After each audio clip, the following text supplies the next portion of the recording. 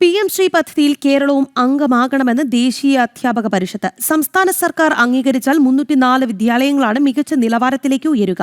ഇടതുപക്ഷ സർക്കാരിന്റെ രാഷ്ട്രീയ ഇടപെടൽ വിദ്യാർത്ഥികളുടെ ഭാവിയെ പ്രതികൂലമായി ബാധിക്കുകയാണ് എന്നും സംഘടന കുറ്റപ്പെടുത്തി.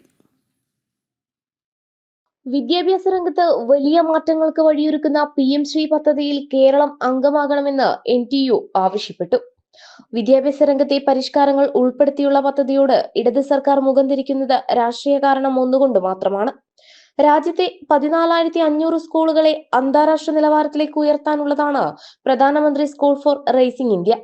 പഠിക്കാനും പഠിപ്പിക്കാനും ആധുനിക സാങ്കേതിക വിദ്യകളും കലാകായിക രംഗങ്ങളിൽ മികച്ച പരിശീലനത്തിനുള്ള അവസരങ്ങളും വിദ്യാലയങ്ങൾക്ക് ഉറപ്പുവരുത്തുകയാണ് പദ്ധതിയിലൂടെ ലക്ഷ്യമിടുന്നത്.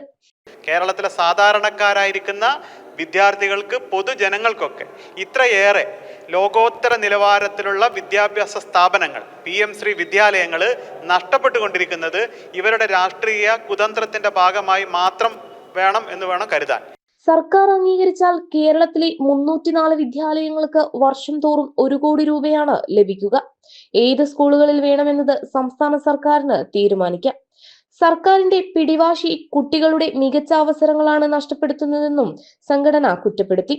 പ്രധാനമന്ത്രി എന്നുള്ള പേര് അത് ചേർക്കാൻ വിമുഖത കാണിക്കുന്ന ഈ ഇടതുപക്ഷ സർക്കാർ വിദ്യാഭ്യാസ വകുപ്പിന്റെ സർവ്വവിധ പോസ്റ്ററുകളിലും മുഖ്യമന്ത്രിയുടെയും അതേപോലെ തന്നെ ശിവൻകുട്ടിയുടെയും ബഹുവർണ്ണ ആലേഖനം ചെയ്തിട്ടുള്ള ചിത്രങ്ങൾ കൊണ്ട് നിറച്ചിരിക്കുന്ന കാഴ്ച നമുക്ക് കാണാൻ സാധിക്കും. ഇത്തരം സ്വയപ്രശസ്തി, അതേപോലെ തന്നെ രാഷ്ട്രീയ പ്രശസ്തിക്കായിട്ട് സ്വന്തം ചിത്രം ആലേഖനം ചെയ്ത് കുട്ടികളുടെ മുന്നിൽ വളരെ അപഹാസ്യരായിക്കൊണ്ടിരിക്കുന്ന ഈ രാഷ്ട്രീയക്കാർ പ്രധാനമന്ത്രി എന്നുള്ള പേരിന്റെ പേരിലാണ് കോടിക്കണക്കിന് രൂപ നമുക്ക് നഷ്ടപ്പെടുത്തിക്കൊണ്ടിരിക്കുന്നത്. ജനാധിപത്യ സ്വഭാവത്തിലൂടെ കേന്ദ്ര സർക്കാർ നടപ്പാക്കുന്ന പദ്ധതിയിൽ കോൺഗ്രസ് ഭരിക്കുന്ന സംസ്ഥാനങ്ങളടക്കം അംഗമായി കഴിഞ്ഞു. ഒപ്പിടാത്തത് കാരണം 420.91 കോടി രൂപയാണ് സംസ്ഥാനത്തിന് നഷ്ടമാവുക. രാഷ്ട്രീയ നിറം കലർത്താതെ പദ്ധതിയിൽ കേരളം ഉടൻ തന്നെ അംഗമാകണമെന്നും NTU ഭാരവാഹികൾ ആവശ്യപ്പെട്ടു. ജനം, കോഴിക്കോട്.